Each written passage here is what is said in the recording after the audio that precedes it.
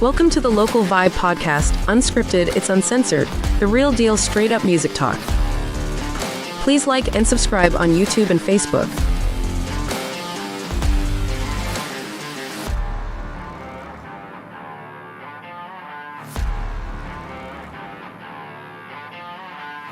This is dedicated to the local musicians of Denver, Colorado.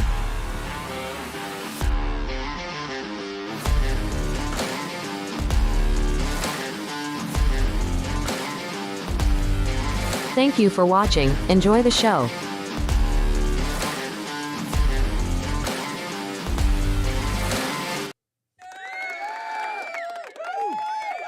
All right. Ladies and gentlemen, welcome back to the Local Vibe. I appreciate you guys. Those of you that are signing on YouTube, welcome back. We got another good episode here for you guys. All right. Well, it's Thursday night here, December 4th, I believe, if I got that right. And boy, oh boy, do I got a treat for you guys. We got a band here that's going to be in the show, in the studio here tonight, talking a little bit about their musicianship and their performance. These guys are some great guys, local as well, here to the Denver, Colorado area. Again, the Local Vibe is all about bringing local talent to YouTube on this podcast and talking about just, you know, our personal lives a little bit. We'll talk a little bit about how we grew up in music, how we started playing music, and all the kinds of stuff that you don't get to see when you're seeing these guys perform live. Okay, and tonight we have the Vetras that are going to be here and are going to be talking to those guys, and we are in for a treat for sure tonight. So again, I said this before, and thank you very much for signing in. Don't forget to like and subscribe and follow that Facebook page. That's going to help us out tremendously, and thank you very much. We got a great schedule over the next, 15 to 16 weeks. We're going to be bringing you great talent to the studio. So that being said, unscripted, unfiltered, live, straight up music talk, straight from the heart. We're going to just talk about what comes to our mind and share that with all the listeners that are out there. So thank you very much. All right, so want to go to my sponsorship video. Want to thank Ernesto for sponsoring the Local Vibe, and my boy, he's got some great vehicles. Let's play that video, Michael, and share everybody with.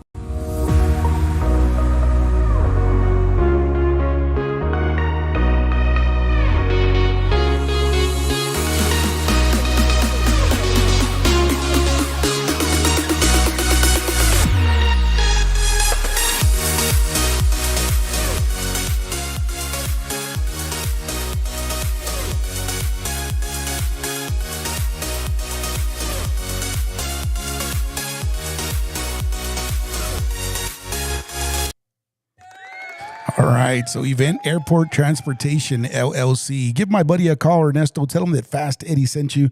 Check this out. He's got some beautiful vehicles up there. This guy's going to take you to your destination. If you're going to the ski resorts, if you're going to the airport, let's say you want to go to Red Rocks and go enjoy a concert, and you want to go do some tailgating, call this guy up. He's going to take you there. He'll hang out with you guys, bring you home safely. You don't have to worry about driving. If you're going to the ski resorts, all that good stuff. He's got some beautiful vehicles. You can give him a call at 720-699-15775. This is Event and Airport Transportation, LLC. Again, thank you, Ernesto, for your sponsorship on that. All right. Okay, well, awesome. Well, I want to introduce my guests here tonight that I have in the studio for you guys. And like I said, I talked about the Vetras. These guys are local to the Denver Front Range area. And so let's kind of go around the room here, Michael. And I'm going to start with my left-hand side here with Ron. So, Ron, let's say hello. Hello. Eddie, thank you again for having us, man. Yeah, for sure, Ron. And then we also have the rest of the band here. I know we're missing one band member, but guys, we'll start with Brandon. Well, thanks for having us again. And yeah, I'm Brandon. I came out here to Colorado like 6 years ago and found these guys eventually, and been playing ever since. Nice. He's the new guy. The new guy, the right? new young guy. They're old and Nice. So you have a good Experienced. There you go. Experience. Mature. You just bring the average age down. Nice. Slightly, just a little bit. All right, Tony. Yeah, how you doing? Glad to be here. Yeah. Thank you, Tony. All right, and then last but not least, we have Sean there. Yeah, thanks, Eddie. Sean, rhythm, sometimes sing, and excited to be here.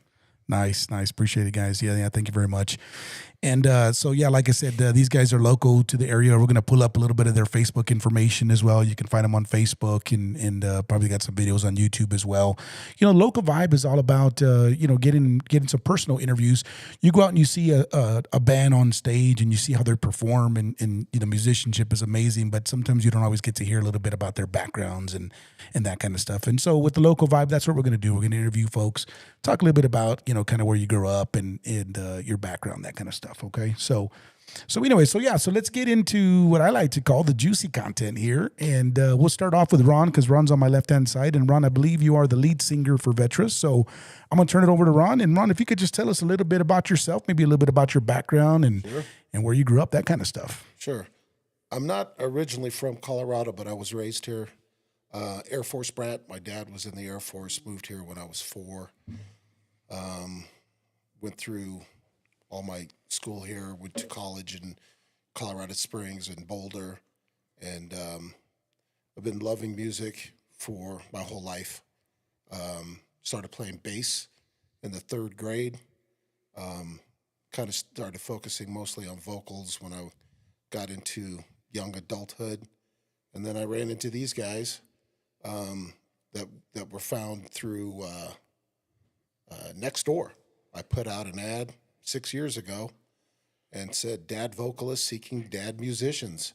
And I heard from Tony, and I heard from Sean, and I heard from Glenn.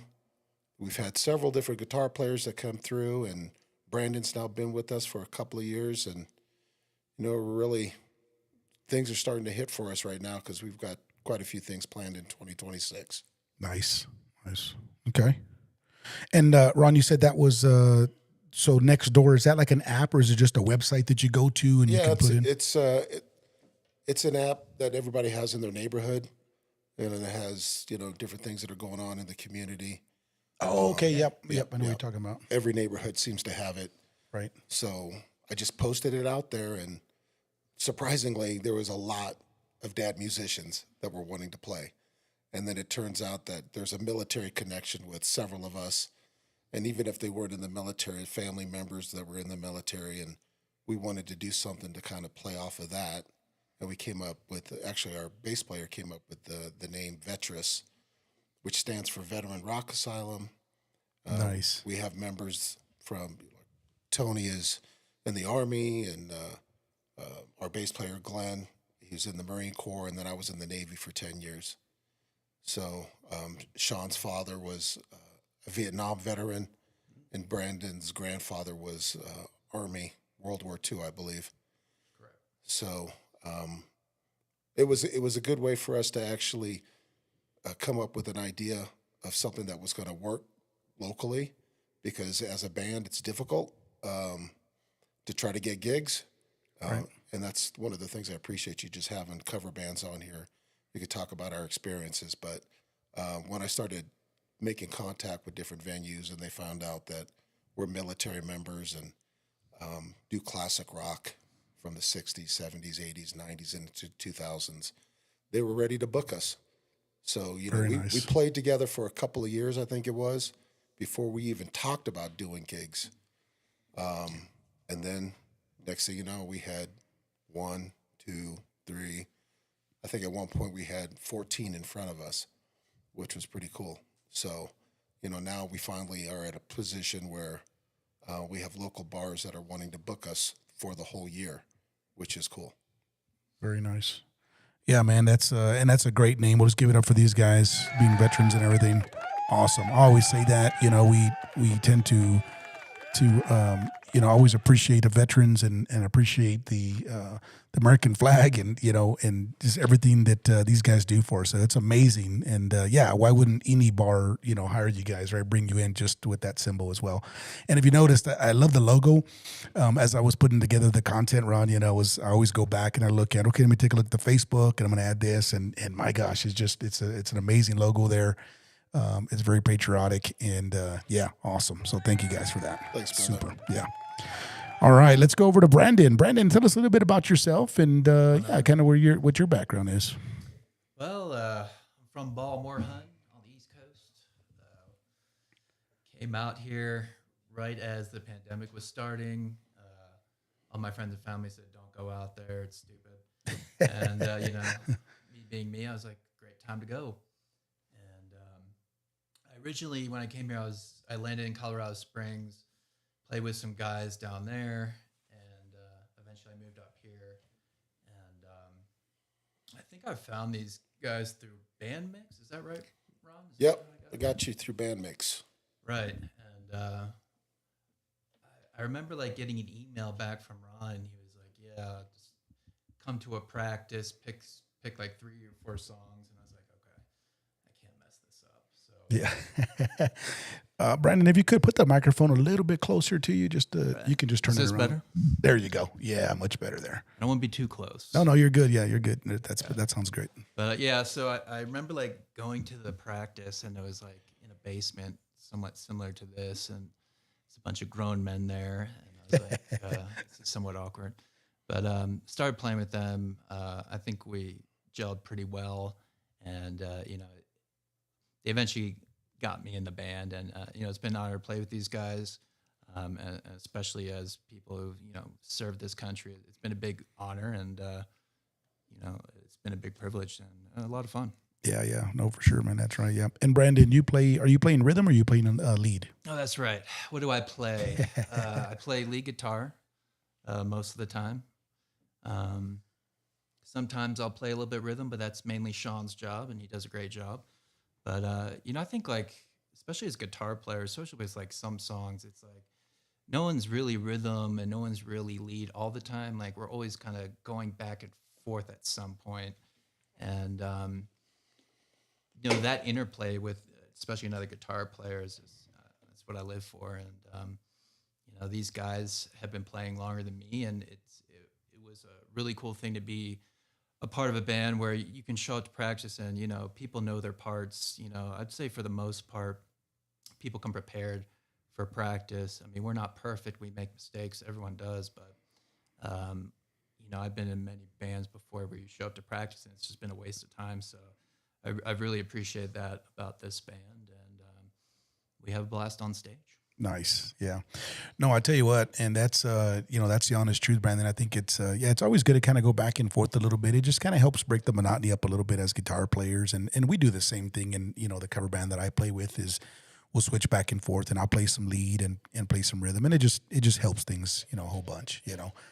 And yeah, you're absolutely right. It's always a successful rehearsal when everybody's kind of done their own homework on their own time, and I said this in my last podcast, if you haven't heard it, but we get pretty spoiled with basements here, and I love that. Yeah, I'm originally from South Texas, where we don't have basements, but here we do have basements. So hey, we get no excuse, man. We gotta practice and rehearse, So, yeah, I mean, you got to practice your craft. yeah, that's right. Yeah, practice your craft, and and then that when you go to rehearsal, you're not wasting people's time. Everybody gets together, and it's not going to be perfect. There's always going to be a little things here and there, and you know what? That's fine. That makes us real live musicians. That's what I believe. Eddie, one of the things that I always say is that when we do rehearse, and it's not perfect, but every song that we cover was done by professional musicians. Right. So the fact that we are able to dial it in as the way we are and perform it on stage, that says something about the effort that we put into this. Yes, sir. Yeah, it sure does. Yeah, we were just talking about that, right before we got on the show, Ron. And again, as this podcast is dedicated to all the local musicians out there. So those of you guys that are out there listening, this is dedicated to you. And even as cover bands, original bands, solo artists, everybody has their own fingerprints, right? We're all playing music. We love to play guitar, drums, whatever it may be. But everybody plays it in a different way. It's their own personal way to do that. And even when you take a cover song, you're playing it in your own way. As you guys as a band, you're playing that cover song the way you like. And then you tweak it and you do this and you do that. And it's not going to be the same when you go see another cover band. And that's fine. That's the way it should be, right? Those covers are going to come out the way you guys put it together, And even some of the greatest bands that are out there today still play covers of their other songs, Yeah, and one of the things that Brandon was talking about with practicing, everybody's practicing their part, and then when we come into rehearsal and we put it together, I mean that really makes it easier to work on timing or work on a little little hitch here that makes it ours. So I think that's that practicing. There's a difference between practicing and rehearsing. I think we all do practice on our own, and then we all rehearse together. But yeah, I mean, it makes such a difference. I think when we do play. I think a big thing, like for me, especially being young, like I've been practicing like by myself to Spotify or to a tape track for hours in a room, and everyone sees you on stage, and like, that is the fun part on stage. But they don't see you in a room trying to figure out how's this going to work once we bring in all the different players, and it's completely different when you're practicing by yourself and with other people. And I think that's the great thing about being a musician is the dynamic to grow is always when you're playing with other people usually. And playing with other people makes you better. Yeah, exactly. Because you have to navigate situations that happen on the stage, and you never know what that's going to be. But every time you do and you recover from it, it makes you a better musician. Yeah. Great. All right, Tony, let's hear from you, Tony. Let's go to the other scene, Michael, the three scene. Yeah, so I was actually born here, but my dad was Air Force, moved around a lot, and didn't come back here until I was in my late 30s.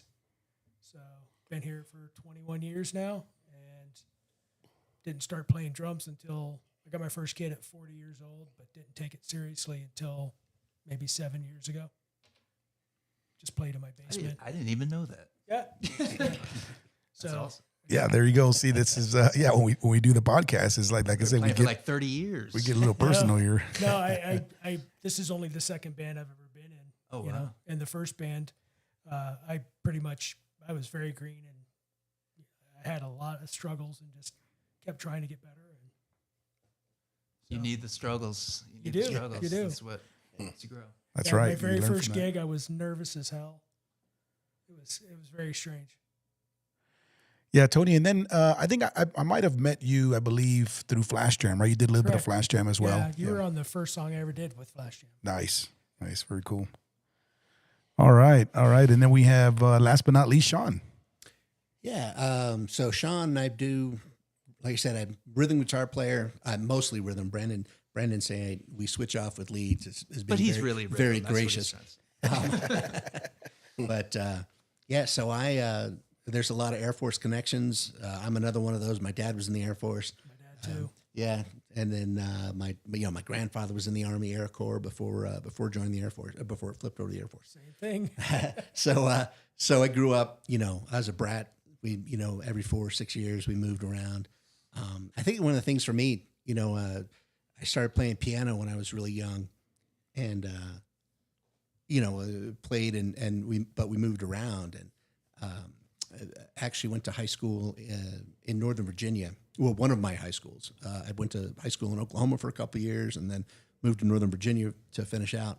And I wanted to keep playing because there was such a big music community just in the high school that I was at.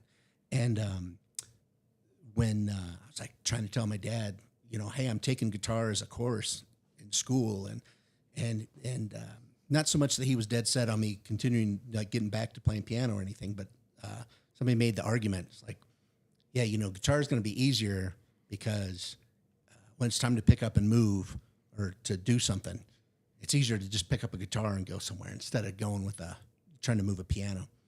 And so I think that's what sold him. So You just don't have reasoning. vision. yeah, I know. 2,000-pound piano. Right.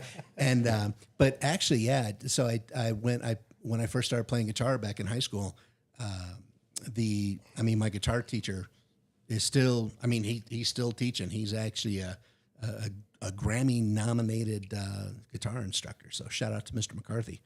And I want his number. yeah, I'll hook you up. And but it's just one of those things. I think probably the best lesson that I took away from the 2 years that I took guitar from him was I don't think I've ever looked at my guitar and had that moment of I got to pick up my guitar and practice.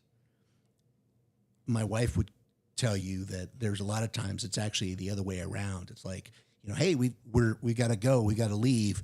Would you put the guitar down so we can actually get on with what we're supposed to be doing? But yeah, and going back to what Brandon said too, I was a bedroom musician for years. I mean, when everybody else was gone, I'd sit on the end of the bed and pull up. I still have the acoustic guitar that my dad bought me in 1987, and it just I've kept that playing ever since. And then my wife said, "Hey, it's time. There's enough people out there playing. You should do something." So I think that's ultimately then what prompted. Because I had posted something about guitar playing or guitar players on the Nextdoor app and on a Facebook post somewhere too, and then I think somebody directed me to Ron's post. I'm like, oh hey, this may work out, and so that's luckily how I got connected with these guys. So Nice. My wife made me answer. Actually, she answered the ad. I think she was trying Of course to she get me out did. of the house. Thanks, Gene. yeah, This is what we deal with now. Gene. I think Glenn's wife answered for him too, Yeah, that's right. Nice. Yeah. You're gonna go play with this band, and you will like it. and you would like it. There's a theme here though, because the two military guys, their wives answer, but the two non-military guys, they answered on their own. Nice. Oh, awesome, guys. Well, thank you for that brief introduction. Yeah, I appreciate that. And again, what a great group of guys. If you guys haven't had a chance to go see these guys, go check them out. We'll take a look at the Facebook page here in a few minutes as well, and talk about some upcoming gigs. But another thing that I always like to ask folks, and we'll start with Ron as well here. But everybody has some inspirations, right? We love all kinds of different types of music, and as I'm meeting more people and bringing more people into the studio and bringing them to the podcast, you get to learn a little bit about everybody's background and what they like. So Ron, that question goes to you before we go to the other guys, is what were your music inspirations as you were growing up and, performing music? Who were your inspirations? Well, that's a wide category for me for sure, because anything from the classic rock growing up through high school, Aerosmith, Pink Floyd, Led Zeppelin, all of that was a big influence on me. But I also liked a lot of hip hop stuff that was going out in the high school time frame. Run DMC, the Beastie Boys, I loved all of that, and I was a huge Prince fan. So pretty much everything that Prince was putting out at the time, I absolutely loved. And then as I got older, I really started getting into a lot of the Southern rock, Black Crowes, which is a band that I've probably seen live, 10 times. Nice. Just recently saw them in Vail this summer. Just a great live band. I love that Southern rock stuff, which was kind of the initial inspiration for Vetras. We were doing a lot of the Southern rock, Marshall Tucker band, that kind of stuff. What happened to that? Where did that go? Yeah, we did, right? Sean, Marshall remember Tucker, that? what? We only Remember had that? one. You're Marshall speaking my Tucker. language. Yeah. Marshall Tucker, then we had We did we did you see? Melissa and Soulshine. Soul Shine, yep. Melissa by Allman Brothers. Yep. Came in at the wrong time. Yeah, that's right. But it just kind of migrated into stuff that we felt as if that was going to work when we started gigging, songs that people were going to recognize, and that's still kind of the mantra of what we try to do is play stuff that people are going to know. We all like our deep cuts, but when you're in a cover band, you got to play music that's going to get people, as they say, out of the seat, dancing, drinking. Yeah, bring some energy, right? Bring some energy to it, and they're out there to have dinner, have a couple of drinks, whatever it is, and get them on the dance floor. We're not going to judge how you dance. Just get out there and Just go have some fun. go have some fun. Wait, That's right. you don't judge? No, Oh, okay. We got to talk about that. all kinds of Sean, are you different dancing? Under different this? dances. No, I'm like watching the I people. think, I I mean, think he's got to pee. Nice. Moving around a lot. Very cool. Yeah. And Ron, you mentioned some great bands, right? And again, everybody also grows up in a different time frame, right? You're getting out of high school, or if you're in junior high, and so everybody's background's a little bit different as well in the music that you listen to. But one thing that I always tell folks too, and I was talking to Jim on my previous podcast, is like every once in a while you wander off to a different genre. And if you guys haven't done that before, just put some headphones on, you're getting ready to go to bed, wander off to a different genre. And I tell you what that does to your mind. It stimulates your mind, and you start thinking about, all these different pieces. Because again, it's all music, right? Rock and pop music, are essentially kind of the same. But it creates a different side of creativity in your brain, and you get back. I know that works for me, right? So I'm just saying as something that I've done personally, and just opens up different doors. Yeah, you we know? definitely have done some one-offs. I mean, we do some Johnny Cash. Right. So Folsom Prison Blues, I mean, I think we all love it. And again, I think every time we play it, people really seem to respond to it. Yeah, and they recognize it. It's one of those songs that people love, right? And they're out there to have a good time. They enjoy it. And Exactly. yeah, nice. All right, Brandon. What about you, Brandon? What were some of your inspirations? Well, I mean, similar to like Ron, I mean, I fell in love with classic rock at probably an earlier age than most people. I just got like my Spotify Wrapped thing. Sorry about that. And I'm like part of a 3% of the population that listens to the music that I listen to. So, Oh yeah, as a matter of fact, I just You know what seen I'm that talking about? pop up.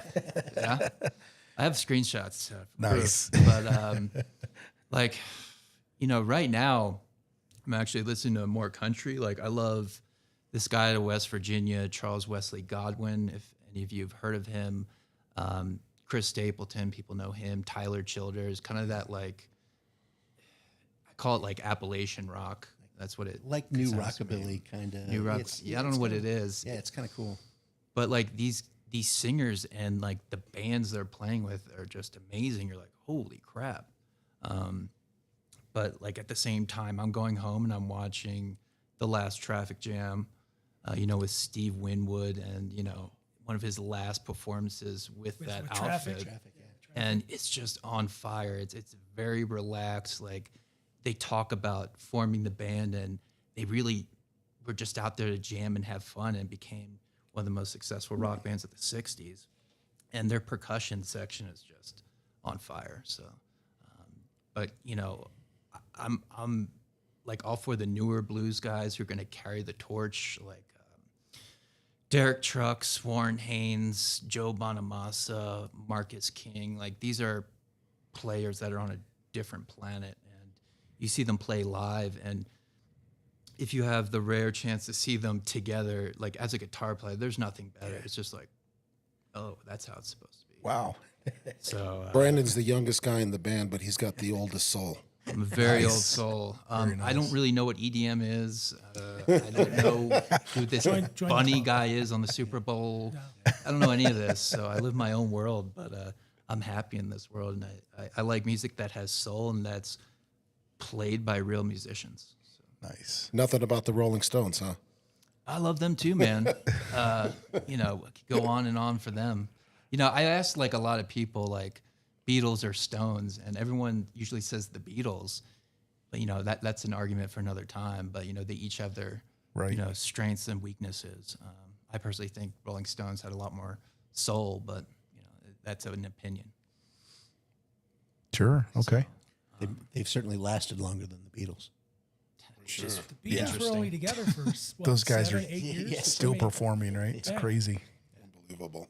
I mean, there's so many good guitar players, I feel, and musicians in general that just the mainstream isn't aware of, and you kind of have to be ushered into it by a certain community, whether it's musicians or you have a friend who's in that scene.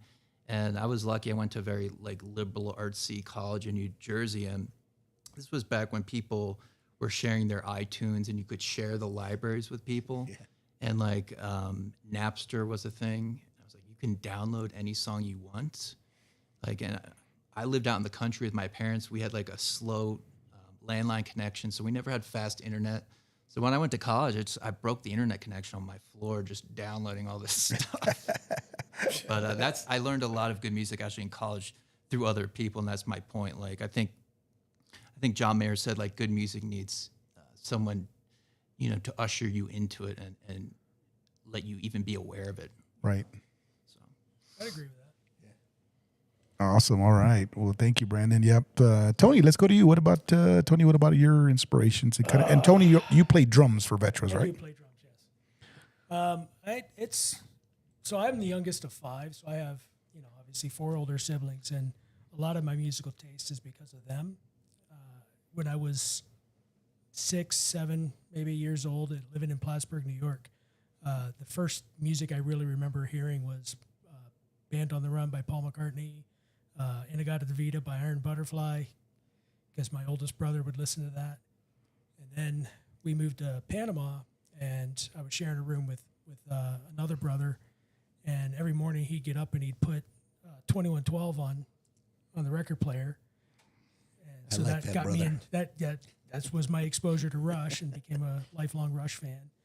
And through him I also learned about Iron Maiden and Scorpions and Zeppelin, and then through the same oldest brother, I got into Frank Zappa, so that led me down the whole weird music rabbit hole, like Zappa and Primus and bands like that, to where some of that I found on my own, but once you get a taste for Zappa, there's a whole lot of other stuff that'll appeal to you. So, and then, it's weird because I have everything from Jim Croce to Sepultura on my phone, because I like so much different stuff. I could speak to that. This guy knows like some weird stuff, like you would never know he was into until you ask him. It's very strange. You're like, yes, I can test right here. And if none of you have ever heard of them, check out Asylum Street Spankers. Okay. Amazing Nobody's band. heard of that. Great band. Check them out. Yeah.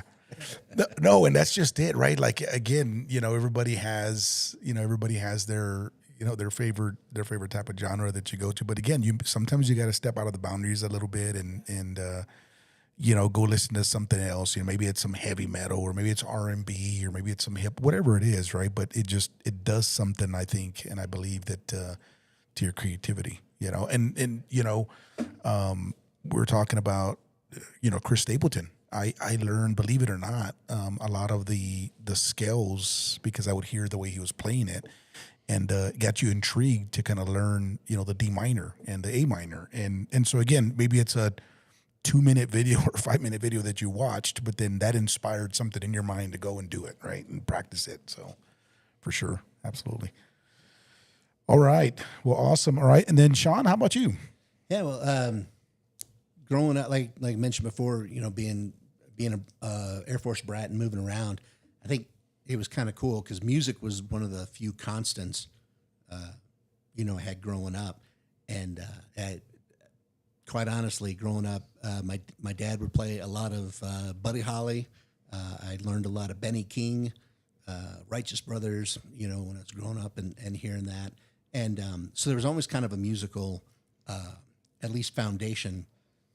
There was a lot of Elvis too, but I can only take Elvis in small doses. Put on my blue suede shoes. Yeah, exactly. And but like Tony, my older brother introduced me to Rush. I don't think he meant to, but it was kind of coming through the walls. Rush is He best. likes it so much, everybody was going to listen Everybody to it? listen. Yeah, when my neighbors like it. Yeah, my neighbors don't have a choice. But yeah, that was one of those things. You hear the music, and so I also am a lifelong Rush fan. I think my a moment for me then was watching the '83 US Festival, not live, but I think it was either on MTV or whatever. And then that's when I knew the band Triumph before. Tony will say they're the one that they're my kind of go-to band. Yeah. But that was a band that, like, when I had heard them before, but then when I saw that performance live at the US Festival, it was just like holy smokes! It's like I want to do that. And of course, I was never aspired to be that good, but Rick Emmett and Triumph were kind of the ones that got me, like, with that like little bug in the back of your head saying, I want to play guitar and do that. But as I've moved on, I mean, again, there's the Southern rock component. I talked about Warren Haynes before. I'm a big Government Mule fan. I think I've seen them maybe 24 times here and there at different venues. I mean, I saw them once in upstate New York at a very small private party that I wasn't actually even supposed to be there. I knew the guy who worked at the restaurant, and so I poked my head in, and we watched him. And what was really cool is about maybe 8-10 years later, they were here in Denver. They were at that Twist and Shout, and they had like a meet and greet kind of thing. And I went and talked to them and told them, I was like, man, I saw you guys at this place. It was like, you know, all the little time. There was only like 50 people there, and Warren Haynes stopped. He like leans back to Matt Apps and he says, "Hey, do you remember?" And all of a sudden, even though there were still like 200 people in line waiting to meet them, the three of us were talking about this show that there was maybe like 50 people at, and it was a birthday party. And they were, how did it sound? And how was this? And asking me all these questions. And I think that was a moment of like, these are real people. I mean, they were really gracious to take the time to talk to me about, like I said, a show that there were less people than were behind me in line waiting to see them. And I think that was just one of those things. It's like, oh, I had this kind of idolatry of these musicians, you know, that I've grown up with. It's like, but they're like real people, and they talk and they want interaction as well. And so I thought that was really cool. And I think that's one of the things that I always wanted to make sure that when I played, I always wanted to make it to where, hey, if I was playing somewhere and somebody wanted to talk, just talk to them, because it's that. Are bug. you approachable? Yeah. Some my size, you know, 6'2", 250. Some people, you know, are intimidated, but yeah, no. Well, that's just the power of music. Like, it doesn't matter how famous you are or not, you know? Yeah, but I mean, same struggles. Yeah, but it's the germ, right? I mean, it's that little thing that like, oh, have you heard this band? Or have you heard that thing? And all of a sudden we're, and like we end up in the basement on a podcast, but we're talking about these musicians that we all listen to, and like that one little thing. It used to drive my wife crazy when we'd be driving somewhere. I'm like, oh, wait, listen to this one part. Like listen to this one thing. Listen to what he does here. And she's like, how do you hear that stuff? Yeah, her and Gene could probably share a lot of stories, because I bugged the hell out of Gene with, this guy played with this band and then he went on to this. Yeah. Women love that. They do. They love when we share that with them. Especially these days. I really lucked out by keeping my mouth shut at the right time. And then it wasn't until, okay, now we're committed. Hey, did I tell you about this guy? She even had it in the vow she wrote about she would, you know, promise not to have her eyes roll back in her head when I would talk about, you know, who played in what band. So trust me. Yes. We all can relate to that, because we probably all done that before, and I bet you all our wives would be saying the same thing. You're like, yeah, I don't know what he was talking about. Yeah, but I mean, sure. But talking about meeting somebody, so I went to Winter NAMM in January of 2020 and met Frankie Benali, the drummer for Quiet Riot, and he's since passed. But I was telling him, you were the first metal show I ever saw back in Philadelphia in 1983. He goes, oh yeah, that was the Spectrum playing with Black Sabbath, right? And I'm like, exactly. He remembered the show. I mean, he didn't remember me, obviously, but he remembered the show. He remembered who he was playing with. It was pretty cool meeting. Nice. And, you know, Eddie, you brought up Flash Jam before. You know, we're talking about that kind of like like the musical germ and being up and playing with different people. And you can have one song, but you know, you have it, if you have this bass player who plays this way, or you have that, you know, this bass player who plays that way, it changes the conversation almost that the music has provides in a way. I mean, it's not necessarily better or worse, but you know, you play this with different musicians. Hey, I play this in my band. I'm going to go up and I'm going to play a Flash Jam with 4, 5, 6 other people I've never played with before, and the entire flavor of the song may change. It's kind of these cool conversations that you can hear time and time again, but by having different bands play it, different band members play it, it changes the conversation a little bit. Kind of keeps it exciting. So it's always kind of cool. Yeah, no, you're absolutely right. You know, and again, I think to me that's our fingerprints, right? Everybody's got different fingerprints. We all have the fingers, and we can put them on the instruments, but the way we touch it, the way we play it, and the way we play those octaves is going to be a little bit different. And I think that's what we're talking about. We hear the difference, you know. And again, not good or bad, it's going to be different from, yeah, for sure. Which is awesome. That's about bouncing that live feeling off of people, you know, when you're in the middle of a song. Even us as, you know, established cover bands, and we may play the same song 20 times and we know it's so good, but I don't know about you guys, but every time I go and I play that song, it comes out a little bit different than the last time, you know, because you add a extra little piece to it, you know. And the audience makes it different, because I think the best, probably one of the best gigs we ever had, the audience really was, we were getting so much feedback and so much positive energy from the audience that it was just an amazing gig. It was at Greenfields. Greenfields, Yeah, yeah. I that agree. was- That was really That good. was, if every show could be like that, Right. that'd be awesome. Yeah, and this goes out to everybody who's listening right now on the YouTube channel. Like, if you're out there looking at a band, like, my gosh, that means so much to us as we're on stage, and because we could feel that energy from the audience when people are up there dancing and they're Singing along. Yes, right. They're singing along. It makes a huge difference. Makes a And we've huge been on the other difference for all of side, us. by the way. We played gigs, and after like a song, there's just been dead silence before. Like when we were first starting out, I was like, oh, I don't know if it's a venue, but like it coaches you, like, all right, maybe I should up my game a little bit. Right, you know, right. so. Yeah, a little challenge, right? A little challenge to it for sure. Well, awesome, guys. Well, thank you. Yeah, it's great to hear our stories, you know, and kind of our inspirations, because again, everybody's got some different inspirations as we grow up and who we're listening to. But another question that I always like to ask people that come here to the studio is, what instruments do you play? Are there any instruments that you play, and what are those? Or is it multiple instruments? Is it one? Is it one that you like more than the other?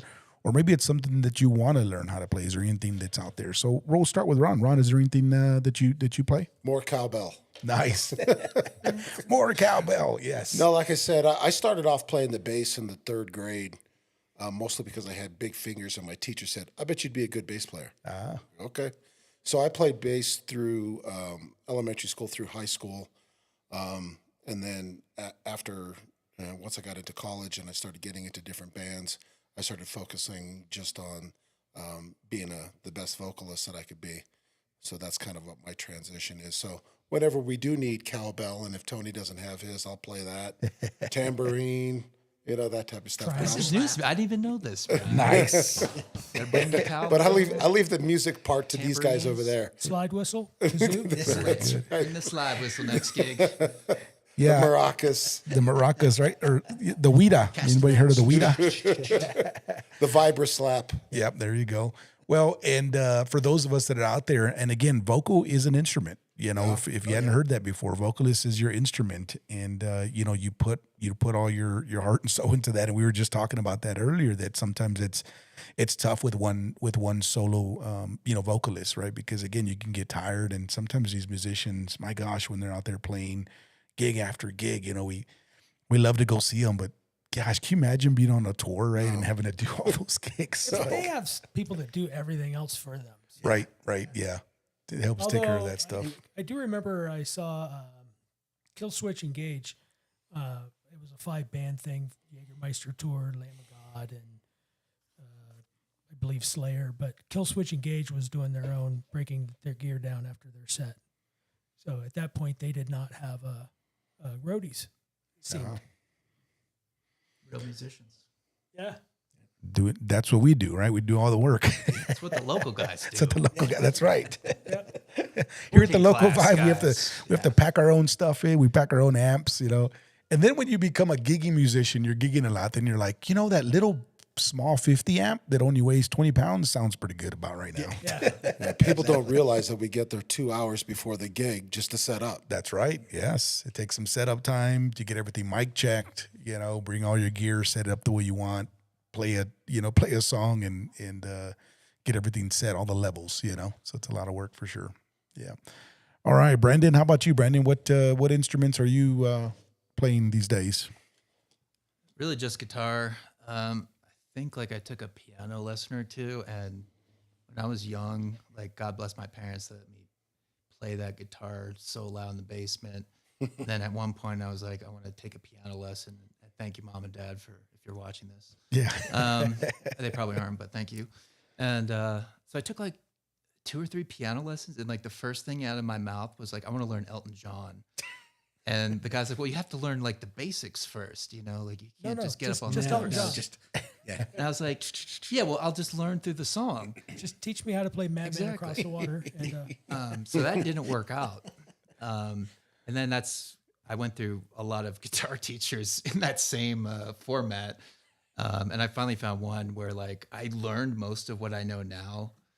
Well, half songs. And I found a guy who, he taught me like the minor pentatonic scales in the different positions in a way that I could understand it. And he basically did it through tabs. So I didn't have to read music. So it was great.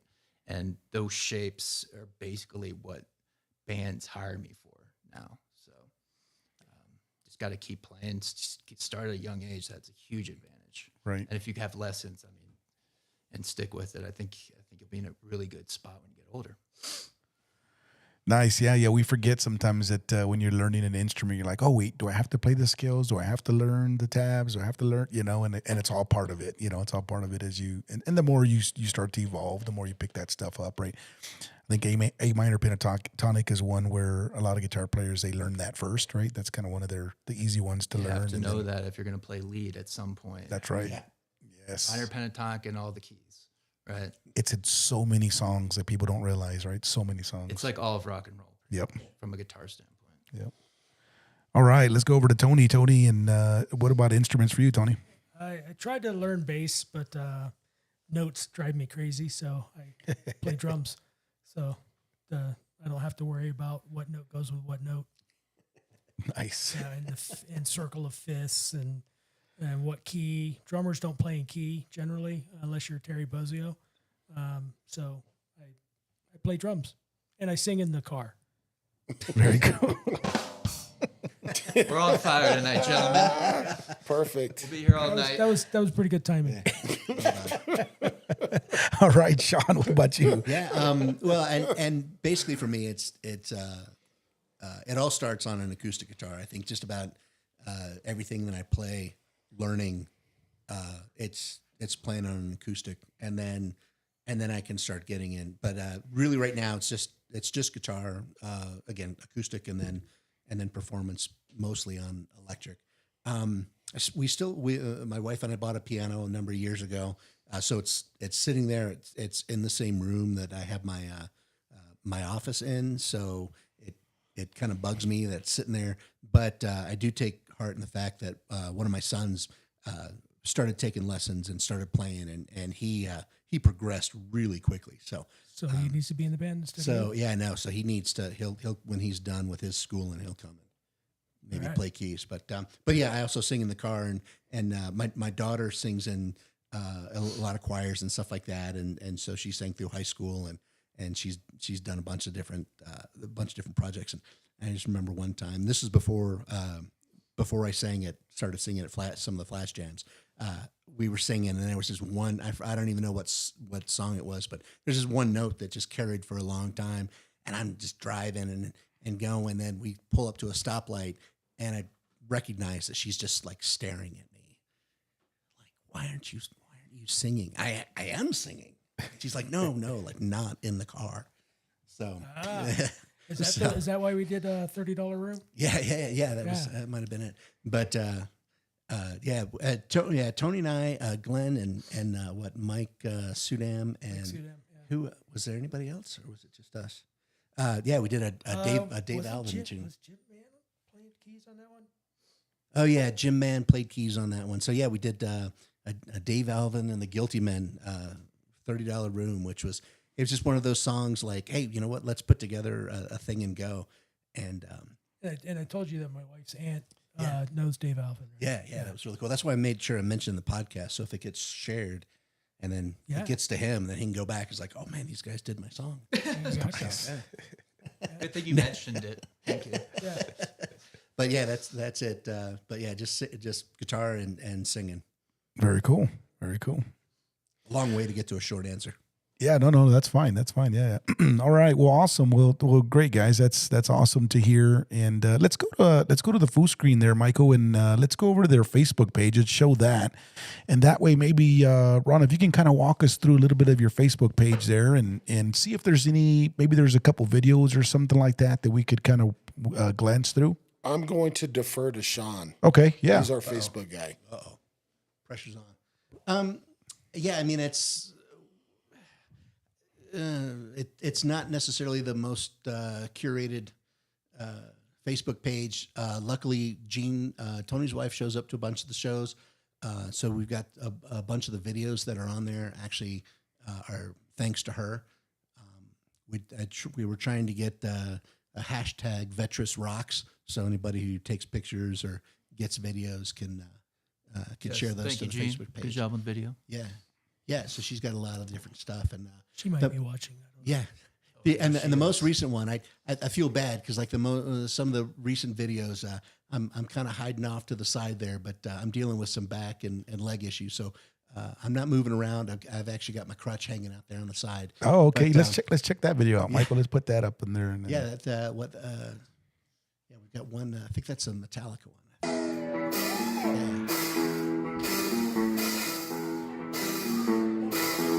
Very nice.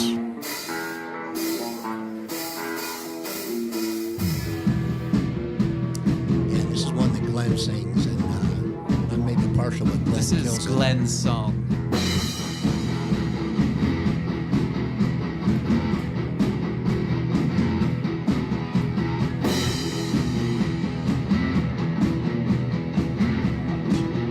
And that's what we're missing today in the podcast is Glenn, right?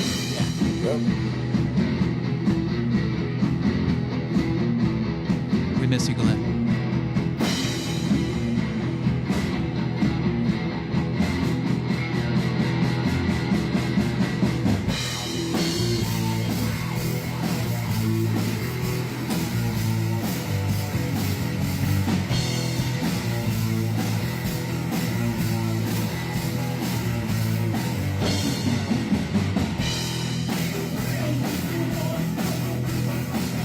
We struggled with the sound at this gig. I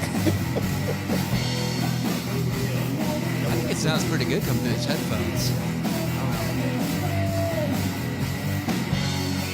Well, this is the first show with a new mixer, right? So we were kind of dialing stuff in.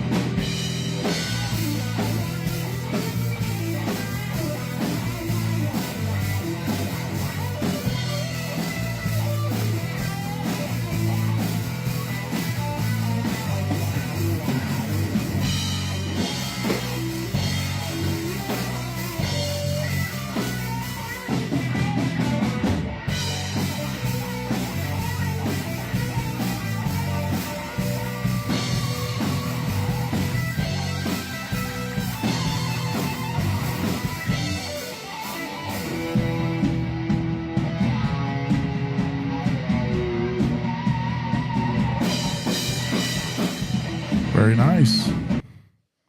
Yeah, I tell you what, one of the cool things, and we're talking about musicians and just playing, and I know that's one of the cool things about, especially playing next to Glenn. I mean, in the rhythm section between Glenn and Tony, it's like forced me to, to be a much better, paying attention more to the rhythm and getting into that groove with those two guys. And I tell you what, that over the last 6 years we've been playing, it's been one of the funnest parts of that is knowing how much the three of us have ended up locking in, which has been really kind of Sure. really kind of cool.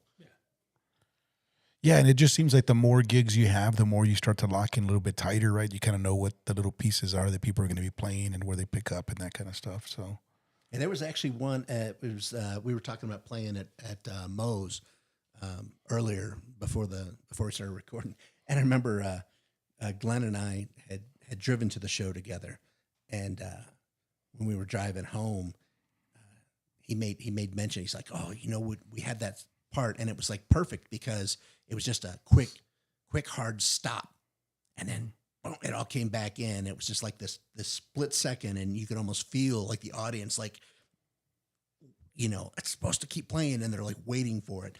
And we talked about it then at the next rehearsal, and I think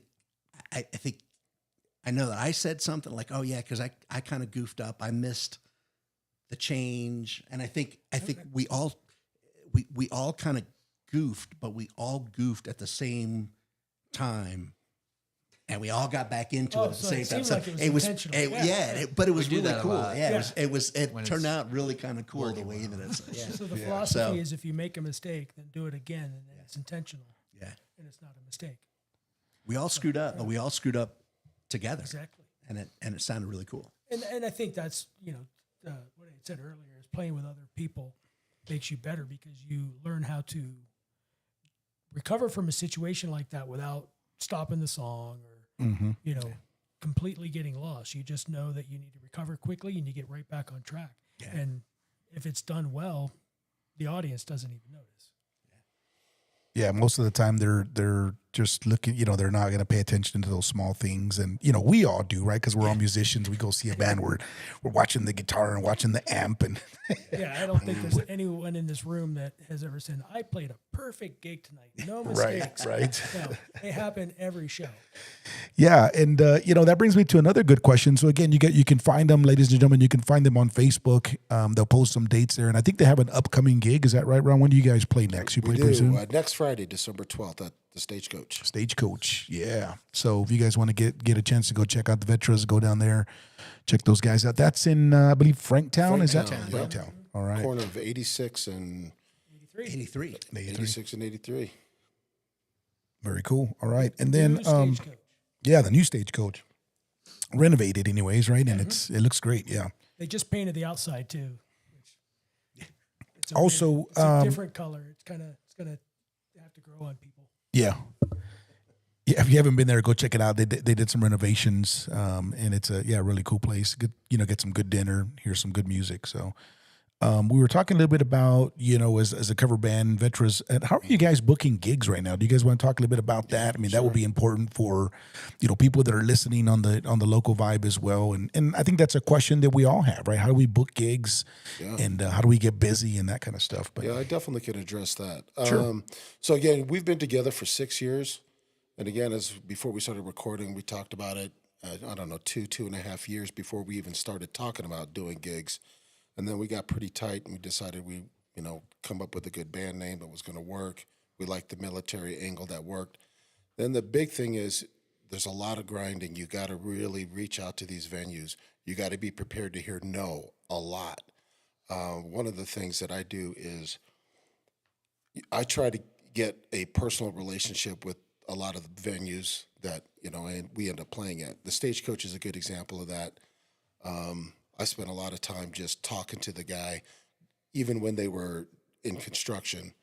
I stopped in, and then he ultimately reached out to me because he had seen our band play in Elizabeth, and he liked the patriotic angle. Stagecoach is a real patriotic bar. So next thing you know, he's wanting to book us for all of 2026. And, but getting these gigs are not easy at all. So you have to be diligent and you have to really go after it, because if you don't, they're not gonna give you the time of day. And you got to be flexible, right? They want you to play, you got to be able to play. So, and if you don't, they'll give you a pass, maybe once, but that'll be it. sure. So you got to really go after it. So find somebody in your band that can communicate with people face to face. Get out there and start playing. And we played for free a lot before we started getting paid gigs. And that's something else that I think helps the band, because we ended up fine tuning the craft and getting better at what we do, in every part of the band. But once we started getting gigs, like just recently, just last week, there's a bar that we've played at before in Golden a lot. It's a biker bar. It's called Dirty Dogs. Great stage. Booking manager just reached out to me last week, and he's ready to book us for the entire year of 2026 as well. Very nice. That is awesome, man. Awesome. Congratulations. Yeah, that's a great place. We have not played there yet, but I've heard a lot of great things about that venue. It's one of the best stages we've played on. It's so cool. It's nice. It's nice and big. And one of the other things too, I mean, Eddie, we were talking about, we had talked previously about like a shared gig. And I think that's one of the cool things too, is like we all kind of have different connections with other bands, obviously with Iron Philly and some other bands, local bands. So, working on, hey, do you have a contact for those people? Do you have this? So there's networking that goes on there too, and like kind of spreading the word Yep, for absolutely. everybody else, preaching the gospel of rock and roll. Right. Yeah. And you're right. We've been talking about that too, Sean, our band, because again, we have so many gigs, right? We've been talking about, hey, let's start sharing with some other folks and again, get some exposure out there. And we've all played where we've, done exposure. You don't get paid for gigs and that kind of stuff, just to get your name out there and get people to hear you, but yeah, we'll definitely talk some more about that. And again, for anybody that's listening, local here, that's great. It's always great to share the word, share the knowledge. If you got a contact, hey, I know this place that's booking bands. There's a lot of great people out there. And again, that goes back to my point about the Local Vibe podcast. This podcast in general, it's dedicated to us, right? To our local musicians. And we're going to be sitting here, I tell you what, after 20 episodes, and we're going to say, my gosh, look at all that talent, right? That's just right here in our hands reach. So, hey, right. Eddie, if I could just quick shout out to Atomic X. They're the band that's going to be sharing the stage with us next Friday. Okay. It's 4 hours of playing. They're going to play 2 sets. We're going to play 2 sets. Oh, nice. And that's a band that, we've known for a long time. They actually hooked our band up into another venue. Again, it's the connections, right? So they were playing at the Pines, put in a good word for us, made contact with the owner. They booked us. Gotcha. So okay, kind of returning the favor to them. Yeah, awesome. Yeah, thank you guys. And what was the name again of those guys? Atomic X. Atomic X. Okay. Yep. Gotcha. All right, awesome. Yep, and then we'll see if we can get them in the studio as well. We'll bring them in here and get them some airtime on YouTube as well. I'll talk to that band. So, all right, awesome, Michael. Let's go to the YouTube comments. Michael, do we have anything that's out there? Maybe any questions for any of the band members that we have? There's only one person that's been commenting, and it's Jean. Okay, and she's out there right now. Who is that?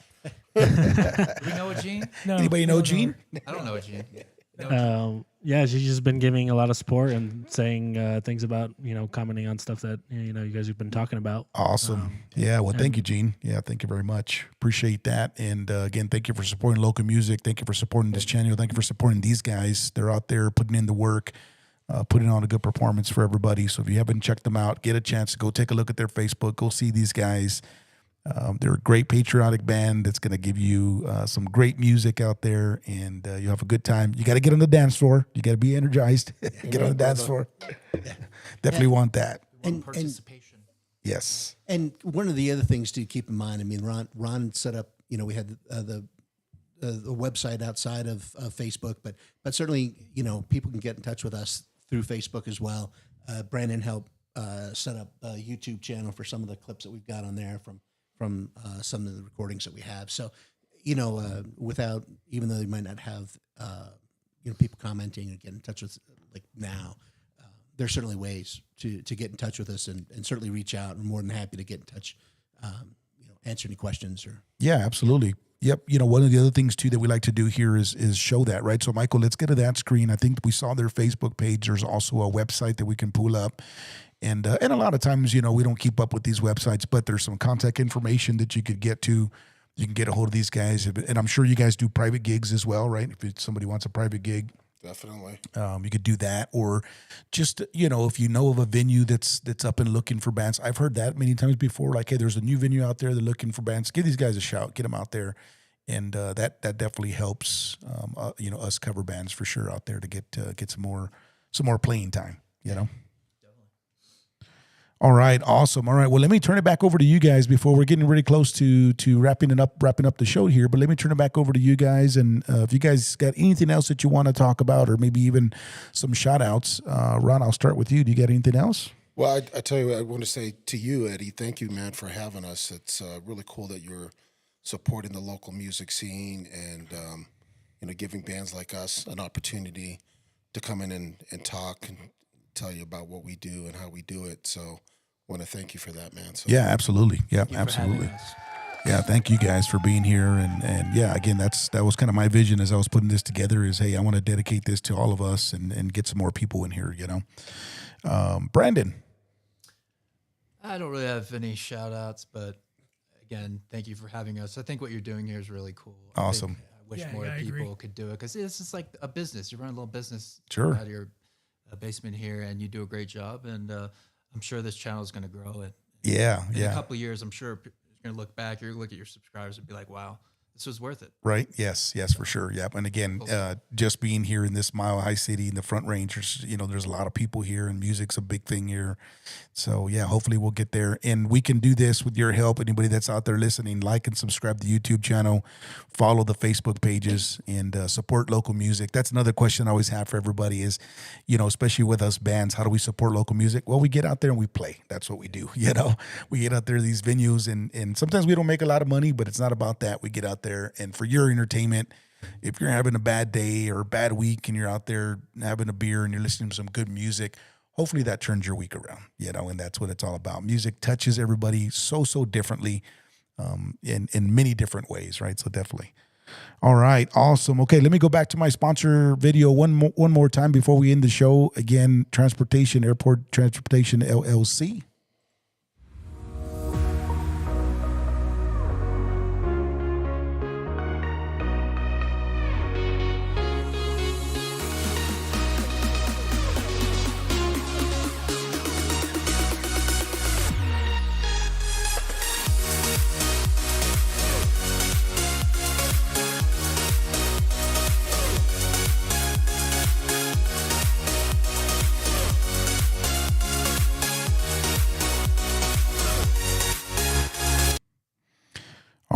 Awesome. Again, Event and Airport Transportation LLC.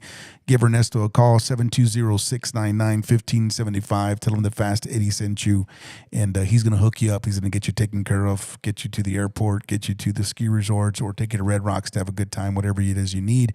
He's got some great, beautiful vehicles out there. He's going to hook you up and get you taken care of, all right?